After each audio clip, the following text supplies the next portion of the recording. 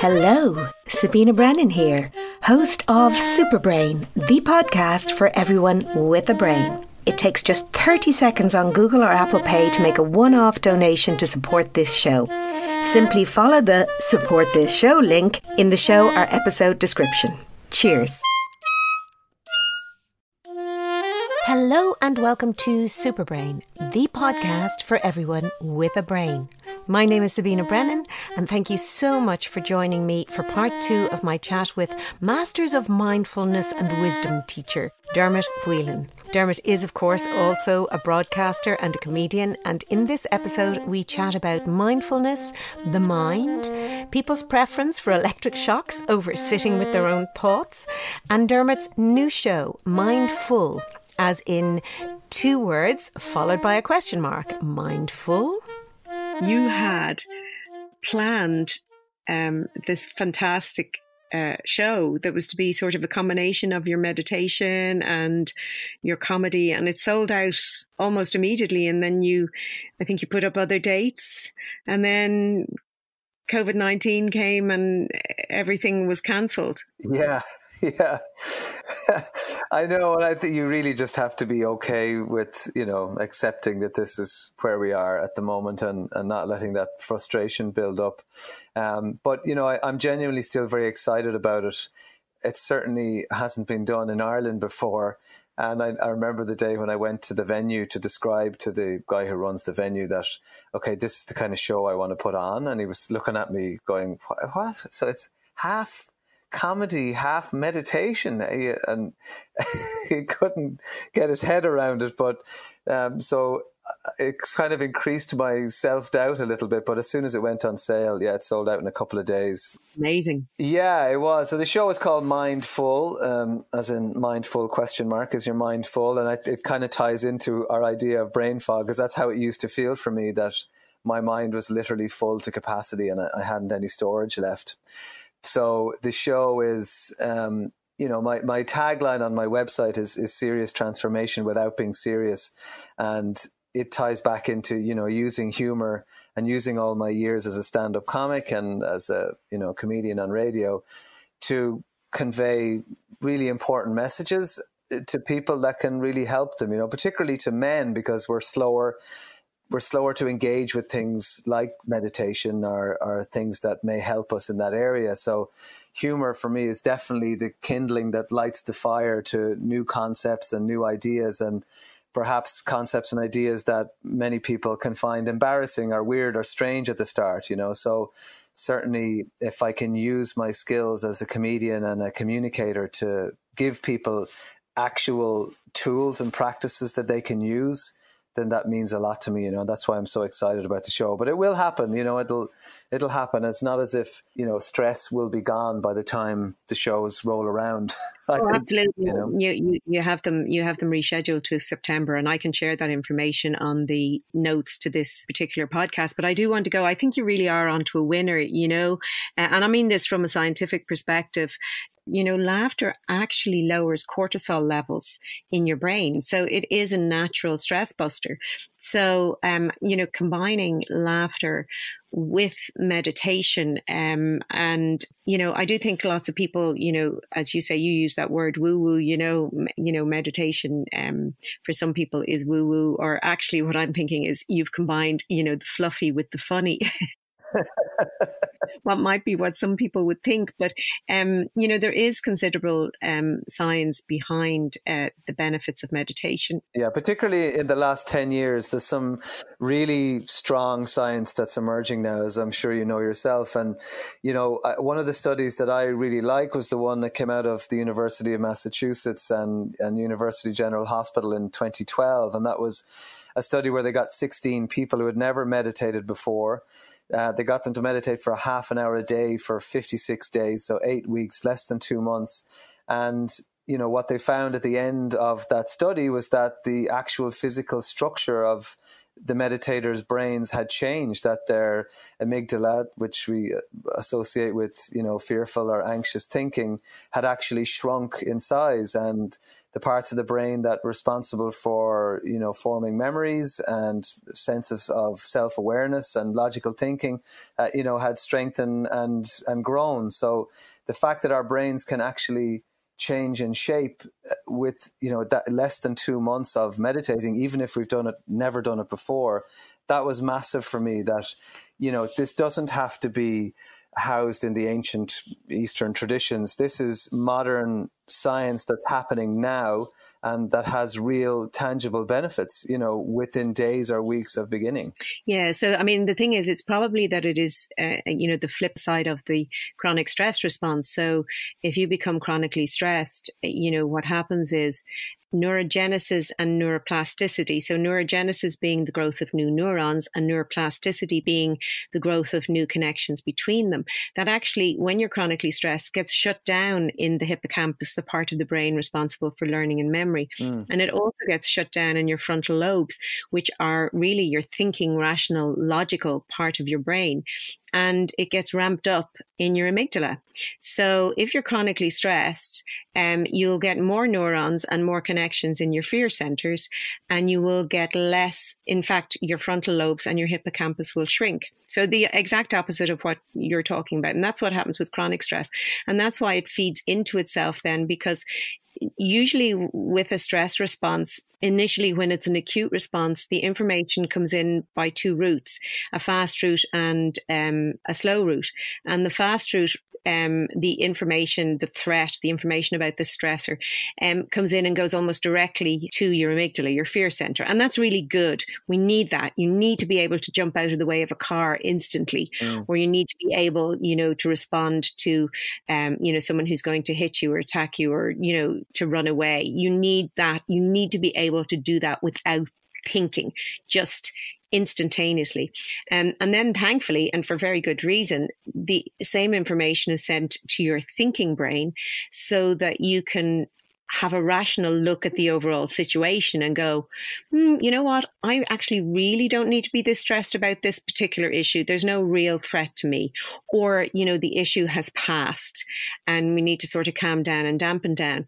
So you can see then where stress becomes chronic if your frontal lobes that do that thinking rational bit are getting smaller and smaller, and your part of your brain where you can learn new things is getting smaller, but your fear centers are getting bigger. What happens is you just live in this heightened state of fear and stress. And it is a point where you actually actively have to do something about it and try and engage your frontal lobes, or as you've said there, that meditation seems to be able to help dampen down the stress response. Because ordinarily, if your stress response is working properly, there's a negative feedback loop wherein it eventually tells itself to shut down, stop the release of adrenaline and cortisol. But that seems to get screwed up if we become chronically stressed. And so the cortisol, etc., just keeps pumping. And I suspect a lot of people, during this COVID pandemic are living in that chronic state of stress. And so now more than ever, they need means and mechanisms to get that back under control.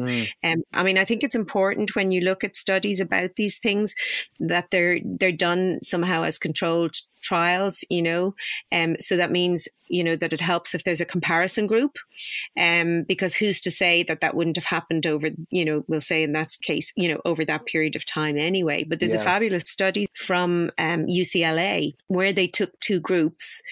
One group had meditated for years, and another group had never meditated, and they're interested in, the brain changing over time with age.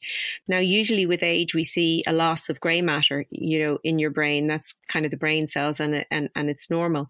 In these two groups, they looked at the brains, compared the two groups. And yes, both groups had lost gray matter with age, but the group that meditated had lost much less gray matter. So I think that's quite interesting too, that there's longer term benefits in terms of helping people, because we want as many brain cells as possible, but we do want it somewhat selective in certain areas of the brain. Tell me and the listeners, or talk me through your 16-minute meditation. 16 second. That's like my book. I don't know, many times I told people it was 100 years to a younger brain. They're like, I'm not sure I can give that level of commitment, Sabina. So 16 seconds. Yeah, 16 seconds is a wonderful meditation. It was taught to me by my teacher, David G., who is the chap I trained with in America. And he's one of the leading corporate stress management experts over there. And he has a wonderful way of, I suppose, of teaching meditation in that he can adapt it. And it's certainly something that I want to do, and I'm using comedy to do, is adapt it to whoever he's dealing with, you know. And I know that when he was teaching the military, his meditation techniques were called tactical breathing, which is some wonderful language that they could relate to, you know. But certainly 16 seconds is exactly that. It's a meditation that takes 16 seconds.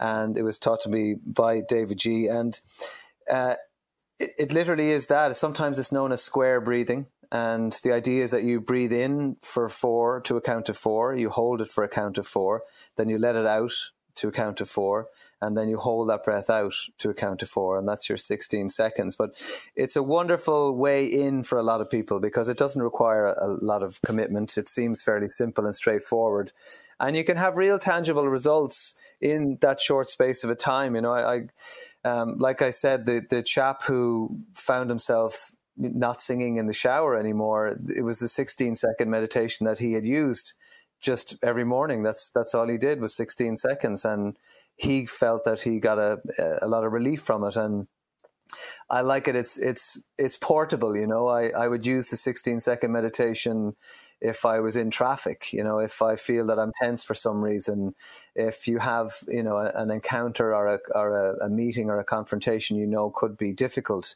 or a phone call that you're about to make, 16 seconds is a wonderful little technique that will just lower all those stress hormones and calm your nervous system enough that you can think a bit clearer and, you know, make better decisions in the moment. And help you go from that fight or flight to the counter side of that, really, which is rest and digest, you know, where it's, you know, taking the system down. It reminds me, I mean, my mother, I had probably a bit of a fiery temper when I was little, when I was a kid. I was very opinionated, I think is what it was, and you weren't really allowed to be that. I answered back, basically, and, you know, how times have changed, you know, you weren't allowed to have an opinion of your own. But my mother used to tell me to count to 10. And I suppose there's some sort of similarity. She never told me to breathe, though. Breathing is the key, as opposed to the counting. The counting only just was, I have to wait 10 seconds before I can breathe. Exactly. Yeah. You're missing the important component there. Which is the breathing, and which I think is hugely useful, and it's sort of like a form of centering. And I think, I mean, I would say, and I have said it in my talks, you know, when I talk about things that people can do, you know, to boost their brain health, and bearing in mind that, you know, depression, anxiety, stress are not particularly, well, they're bad. They're really not good for your brain, to be honest. So managing them is critical. And I do talk about meditation. It's not something that I personally do. I know friends who, you know, they meditate first thing in the morning for 30 minutes or whatever. I'm not a very patient person, but actually for me, morning time is my most creative time. So I like to work sort of, you know, straight away. And, you know, there's neuroscience behind that's a good time to work too, because, you know, your brain has just, when you wake up first, is not necessarily fully out of REM sleep. And that can be the most creative part of your sleep. So the best ideas and solutions can come at that point. So I try to harness that at that point. But I can certainly use that 16-second meditation. And I would do anyway, you know, but not so formally calling it a 60-second meditation, but I would kind of go, okay, take a breath, you know, hold it, you know, whatever. And I do think it does sort of calm and gets you recentered and refocused. And I just think that people need to do, as you said, if you do it every day, I think that's the thing is, I think people often just leave things go too far, and then it's very challenging, you know, to pull back. I think it's at the moment that you start to feel those first niggles of stress or anxiety in your gut, that's the moment to take action, rather than kind of till it's completely interfering with your life. I mean, it can be a sliding scale. I mean, if on one end you could have the niggling feeling that maybe everything isn't okay, and perhaps I'm happy but I'm not happy. You're not in crisis mode. You just know that you're not yourself, and maybe you could do something to help fix that. On the other end of the scale, you have me, a comedian at the side of the road, thinking I'm dying, having an anxiety attack, and where we want to, we don't want to let it get to that point. I didn't know any better. I didn't have any tools that I could reach for before all of this, to help myself, to stop myself getting to that point. But what's wonderful now is that people are talking about this stuff a lot more. Your podcasts exist. People are becoming aware of the importance of managing and caring for their brains, and watching their stress levels, and just monitoring and paying the same bit of care and attention that they would to their cars or their phones, and putting that towards their bodies. But definitely regularity is very important with meditation. But if you think about it, it's the same with the gym. You wouldn't go to the gym twice a month and expect to be totally ripped. It's the same with meditation. It's a muscle that you're working, and you're exercising every day. And any of the science behind it shows that it is regular practice. And we do have to practice, because not everybody's comfortable with it at the start, no more than yourself. It's with that regular practice that we start to really feel the benefits, But I can, when you were saying there that you're not the kind of person that it doesn't suit you, maybe the idea of sitting still with yourself and breathing isn't something that you're drawn to. There was an amazing study that came out of the University of Virginia, which proved that most people find the idea of sitting with themselves absolutely terrifying. They got a few hundred people in the experiment, and they put them all different ages and demographics, and they got them to sit in a room by themselves for 15 minutes. That was the challenge. And they had to hand in their phones, and they didn't have any other distractions in the room. It was very sparsely furnished. And they put a button on the desk in front of them. That was the only other thing of consequence in the room, was this button. And they had the option of pressing the button if they wanted. What would happen if they did, they would receive an electric shock. Right. So all they had to do was sit in the room, and they did not have to press this button. And most of them before the study said that they would actually pay money to avoid being electrocuted. So when they were told to sit in the room for 15 minutes, 67% of men chose to electrocute themselves multiple times rather than be left alone with their own thoughts. Which is incredible. It doesn't say much for us men. No. 25% of women electrocuted themselves in the same allocated time. But it shows you the level of, incidentally, in that study, one man electrocuted himself 197 times in 15 minutes, which I think is very worrying, and he should possibly be the focus of another study. Yes. But it just shows you that our natural state at the moment is for distraction. And to be honest, whilst I say that, and I do say this to people because I think sometimes the word meditation itself almost frightens people. So I'm actually quite happy to sit with myself and in some regard. I mean, I am a doer, I like to do, but I think I'm very fortunate in that I have found things to do where I can lose myself, which I think is a joy and a real pleasure to have. Do you know what I mean? Where totally in the flow, and I look up and I can go, oh my God, 3 hours have gone by and I forgot to eat. Like, that's, to me, in a way, is a joy, to have that.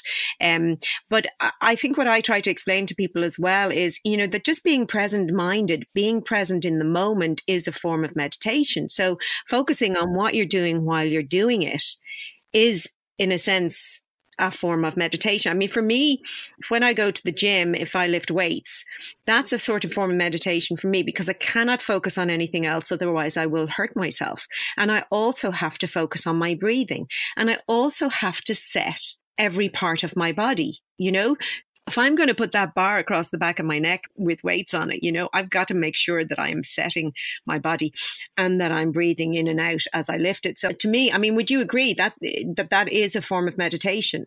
Absolutely. Yeah. Any form of mindfulness, any activity where we are engrossed. And as you say, we one of the key elements is not noticing the passage of time. That's a lot of the time that can be referred to as flow state or being in the zone. When we hear about athletes being in that state where they become unaware of time, or it seems to speed up or slow down. So I would absolutely, for anyone who isn't comfortable with the word or the idea of meditation, I would always recommend reconnecting with any aspect of themselves that where they used to feel that. Because I mean, as kids, we all did it, and if anyone listening has kids of their own right now, they'll be familiar that they often, naturally remove themselves from company and find a place where they're by themselves. They're on their own. They're not necessarily lonely, and they will engage in something like coloring or playing or whatever it is, where they're completely engrossed, completely present, and they would stay there for hours. So time does seem to disappear for them. So I think that's our natural state that we become disconnected with. And again, this can be part of the disconnect from ourselves that we can experience in later life, because bit by bit, with all the demands that's being put on us, we can find that those things we used to do, that where we felt that, we lost track of time, those things can fall away because we just get too busy. So I would always encourage people, perhaps maybe they played an instrument. My co-host Dave on my radio show, his form of meditation is playing the guitar. He'll play away and he's absolutely in it. And that for him, when he finishes it, he feels like he's, his brain has had a refreshing shower, or for some people, it could be doing jigsaws, it could be simply walking mindfully in the forest. It could, being out in nature, something that a lot of us possibly, we all did more of when we were kids. So absolutely being mindful, doing anything where you're in it. And that doesn't sadly include watching television. Nope. Because it's not the same. We can be experiencing high levels of stress and, excitement while watching television that isn't necessarily helpful to us. So just binging on a box set isn't being mindful. Sorry. No, and there's actually there is actually a study done where an awful lot of us say I am just going to zone out and watch Netflix or TV or whatever box set. I just I've had a tough week. I really just want to relax. And the research shows actually that if you watch up to just as much as 2 hours of TV, your anxiety levels increase rather than decrease, because pretty much if you think about the content of most shows, even if you're watching romantic comedy as opposed to violence or something that you might associate with stress, in order for there to be a story arc, something terrible has to happen, Yeah. In order for it to matter for the two of them who loved each other to get together, something awful has to have happened in between. So you are going on this stressful journey with people. But I'm glad that you've said that. And I think that's an important message to get to people. And I always say that about, if people feel, as you were talking earlier, that they've lost themselves or lost touch with themselves.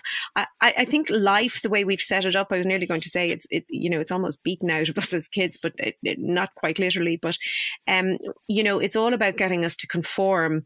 I think it's changed a little in schools, but there's still a certain element of it being crowd control. Everybody has to do the same thing at the same time and behave so that we can, do this teaching bit.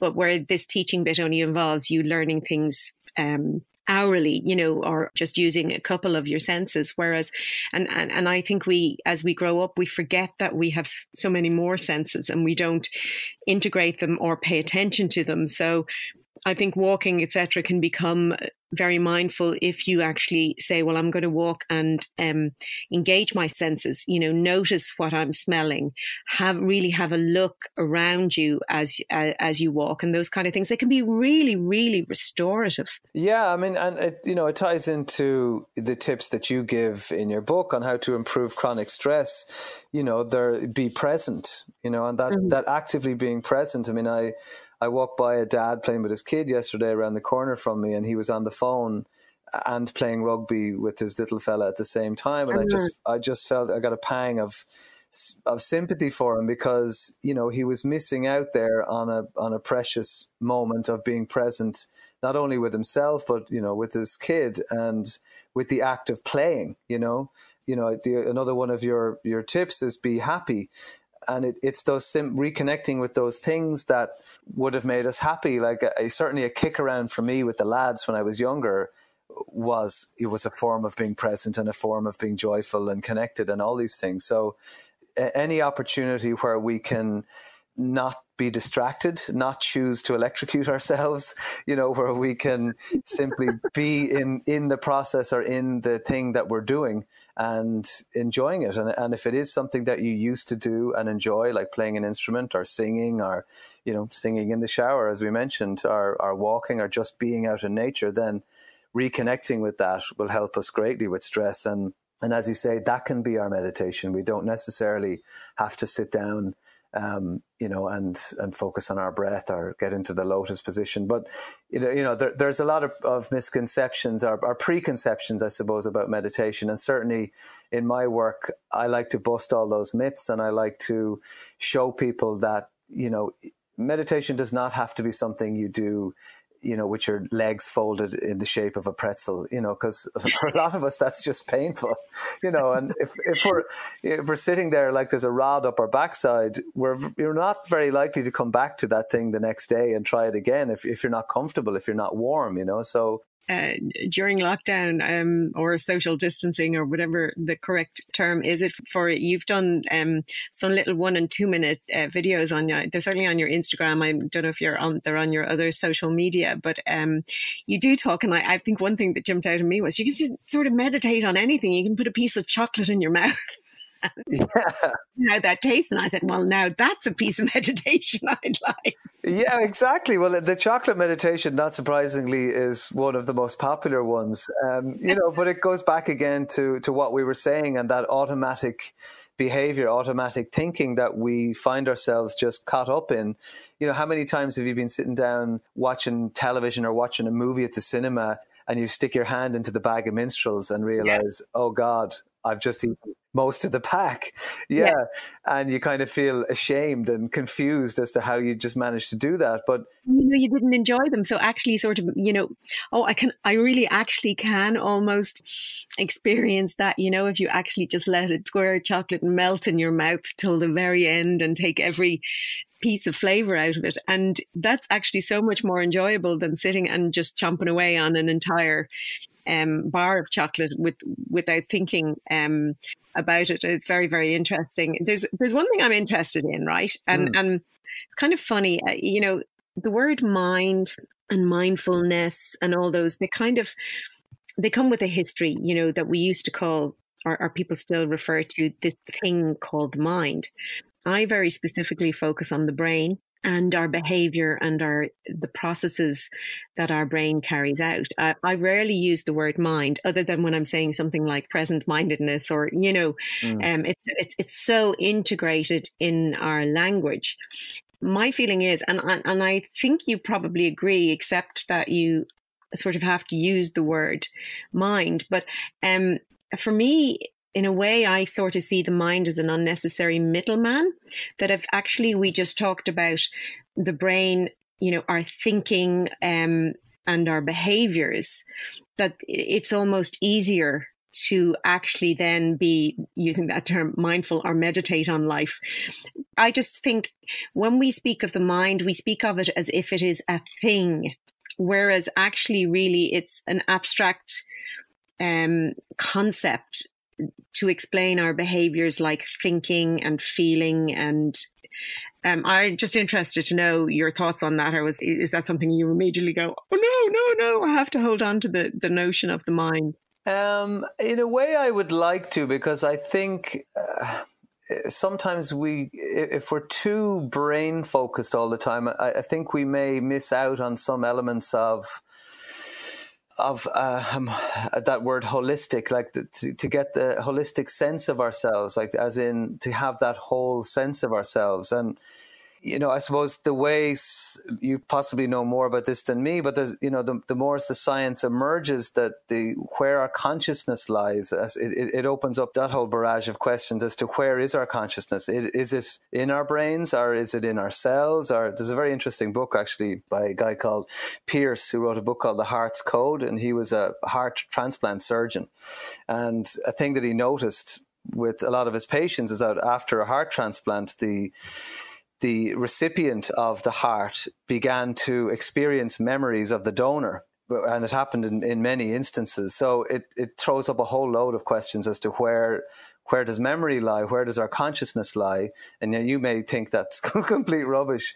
But I think if we focus purely on the physical aspects of the brain, we may be missing out on developing a more rounded sense of ourselves. And I know that's particularly vague and may not be the answer you're looking for. No, I'm not looking for. I'm just curious to know your thoughts on it. It's one of those things that kind of remains a question. I think for me, it's actually just, in a sense, semantics. But I do think there's a danger in thinking of the mind as a thing as opposed to a process. And so that's where I would see the link between consciousness and the sense of self, that actually the brain is the organ, but the processes that the brain carries out are the things that give us a sense of consciousness, that experience of consciousness, or that experience of ourself, that they are sort of experiences. And like that, I wouldn't see, memory as being stored in a particular area of the brain. I would see it as being amongst all those connections in your brain, a bit like you were talking there about the dog running down that one pathway, that basically our brain is this living, vibrant organ, and it's complex for us to get our heads around it, like to kind of coin a phrase, because it is so complex, but that all of those connections and in those brain cells, they are us. That's who we are. It contains not only our life experiences and the memories that we have, but it also contains our genetic code, and it also contains the evolution of us as a species, how we function. And I just find that actually quite exciting. I don't find it less exciting than the concept of the mind. Do you know what I mean? I find it just amazing and mesmerizing and empowering, but it is just looking at things from different perspectives. That's all it is. Yeah. But it's also, the importance of the mind-body relationship, and it's, I don't know if you can quite say brain body, because brain is part of your body. But I think a lot of the time when we have that disconnect between our physical self and our thinking, that's when stuff starts to break down. And it is, it's emerging so much now in medicine and science that it's a two-way street. What we think affects our physical body, and what we put into our body and how we treat it can affect the way we think. So the more that dynamic can be explored, the better for everyone, I think. And I think that's where medicine is going to end up going. But I would see that as that the brain is a dynamic organ, and I would see your thinking as part of the brain, because thinking, when you're thinking, it's electrical and chemical signals that are being fired, around your brain. And absolutely, totally in the, I'm totally there that everything is interconnected and everything is linked. And I think that's empowering too. Your brain shapes your behavior, but you also shape your brain through the behavior that you engage in. And you can, and that's why as well, we can, and we have the power to change those old habits or adopt new habits like meditation. And I also think as well that people, and that's why I call this podcast Super Brain, is that I just think that there's so much untapped potential, that people, every single individual has an amazing brain, but because they're possibly living on autopilot, or not pushing themselves, or not challenging themselves, or just not being, self-aware, that they're actually not using this gift that they have. And that, if they did sort of harness it, they could get closer to those senses of fulfillment and happiness, and also, you know, be more innovative and creative. And, you know, people often say things like that person is a creative type or that person is this, but actually it's probably just they've learned how to harness that part of their brain. And from that, I actually do want to ask you, because I am quite jealous of your way with words. Wow. You know, I have noticed in things that you've read, and you know, the language used on your website is fabulous. You know, even actually, as you just said, the title of your show is Mindful ? I think you have another line, you know, mind your head now, upgrade your happiness. They're fabulous ways with words that are important. I make little animations to get sometimes complex scientific concept across. And there's two things that I think are key to making those work. Well, actually, there's three things. They always have to be entertaining, have humor in them somewhere. And I often talk, I mean, these animations sometimes are about really, really, you know, serious, depressing stuff, things like dementia or brain injury in infants, you know, neonatal brain injury, those things. But I will always include humor and entertainment in them. You're not laughing at something, but you're just making it, you know, something that's not as fearful, you know, or not as daunting to watch. But the two other things that I think are really important are relevance and empathy. So I think your language that you use makes what you're talking about, which in a way is sort of an abstract concept or something that's novel or new to some people, you make it very relevant to them with your play on words. And I think then in a way, your personal approach and talking about your own experience, and then also your comedic approach, which often is about laughing at ourselves, is a way that you induce that empathy, that connection with people. I think that what you've decided to do, the connecting, the humor and the meditation, is absolutely genius. I think it's great. I suspect, and this is terrible of me to be deciding what's going on in your life, you know, or evaluating it. Please decide for me. No, I mean, I'm a psychologist, but that's not what I do. This is just me, Sabina, the human being, you know. As you said, our life is just stories we've told ourselves. That's all it is. We just constantly tell ourselves stories about the world and about life. We're constantly trying to make sense of it. So sort of my story about, you know, where you've come and the journey that you've come on from feeling foggy and stressed and joyless and that loss of self to this fabulously exciting journey that you're about to embark on, is for me that you found this great sense of purpose and meaning, and you now have something that you can you can see can make a difference to other people's lives in a meaningful way. That's sort of what I'm taking from that. I still think that comedy and doing a radio show and all that really does that too. But I just think this is sort of, you know, your next step on the journey is sort of upgrading what you were already doing. I mean, am I totally off the wall? No, I think you're right on the money. I mean, in fact, I have a story that will definitely show that I agree with you. And it's something that actually meant a huge amount to me. And it's a recent memory for me, as opposed to the old memories from being small. It's a recent memory that was a pivotal point for me. And it only happened last year. And I was doing a comedy show in the 3 Arena, which is obviously a big venue. It holds 15,000 people. And I was doing it with Dave, my co-host, and there was a few other comedians on the bill as well. But, you know, old me would have absolutely crawled through broken glass for that opportunity. And I enjoyed it. You know, it was good. And I was driving home after, and I rang Dave and I said, you know, that was really good. I think there's a lot of things we can learn there for our live tour. And I almost saw it as like a practice run, you know, that was very run of the mill. And a couple of days later, I did a meditation talk in an insurance company, and that was for 30 people. And I came out of that walking on air. Yeah.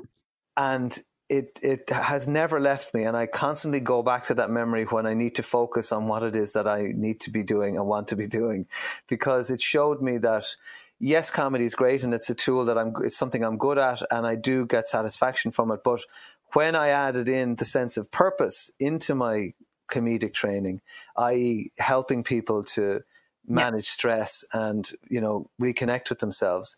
That's when I got that sense of fulfillment that man in the bar, the happy but not happy guy, was looking for, you know. So, and, you know, it does go back to the old scripts that we mentioned.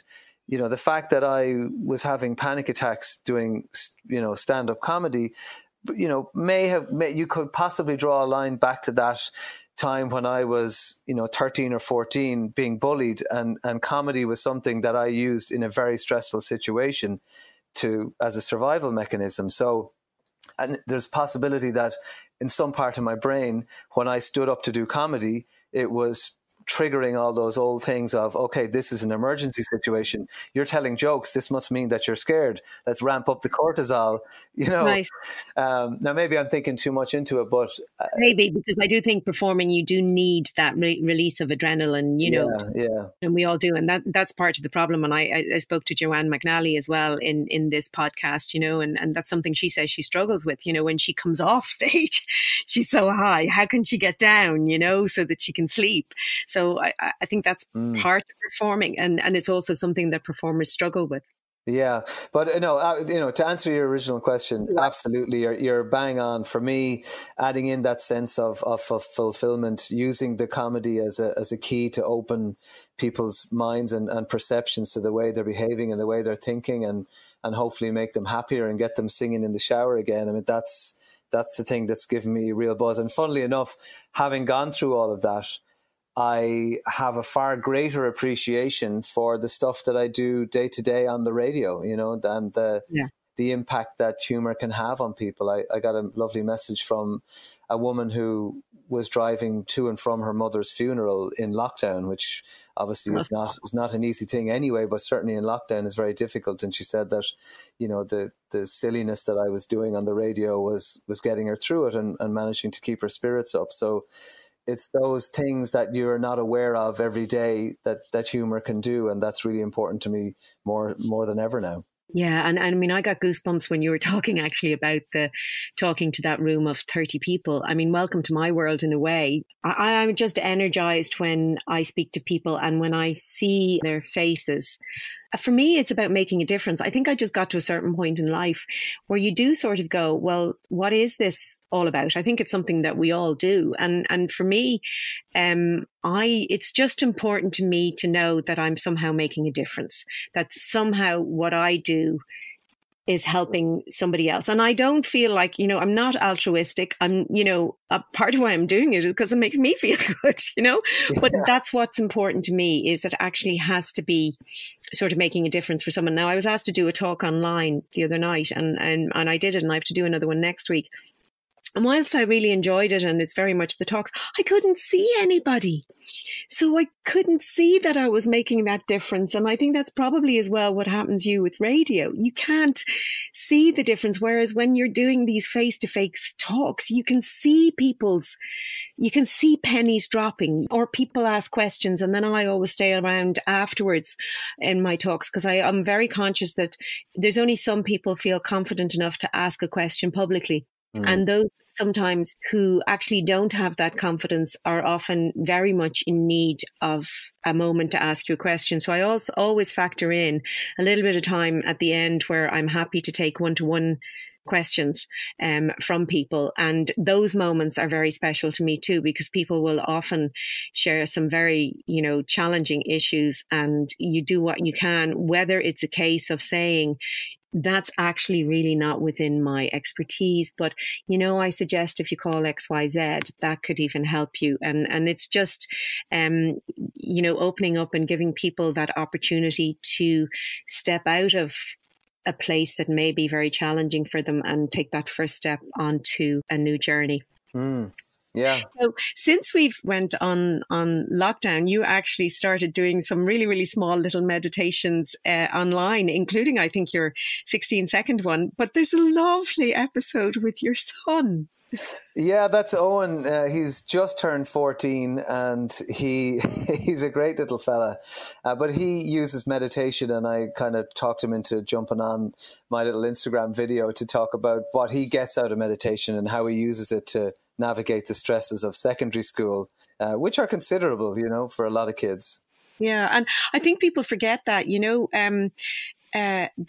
that stress management is really just as important in kids. And in fact, in a way, if you are parents, teaching your kids how to manage stress, giving them the tools now, is probably one of the best things that you can give your kids going forward, because how we respond to stress in childhood can impact how we respond in later life. And if we've had traumatic experiences and haven't had a healthy response to stress, it can skew, our stress response in later life, and perhaps we become stressed sooner than we need to be, and can kind of set us up for anxiety and depression. So these kind of things are things that can be learned in childhood. So giving a kid, a tool like a meditation, even if it's just a 16-second meditation, can make a huge difference to them as they grow into being an adult.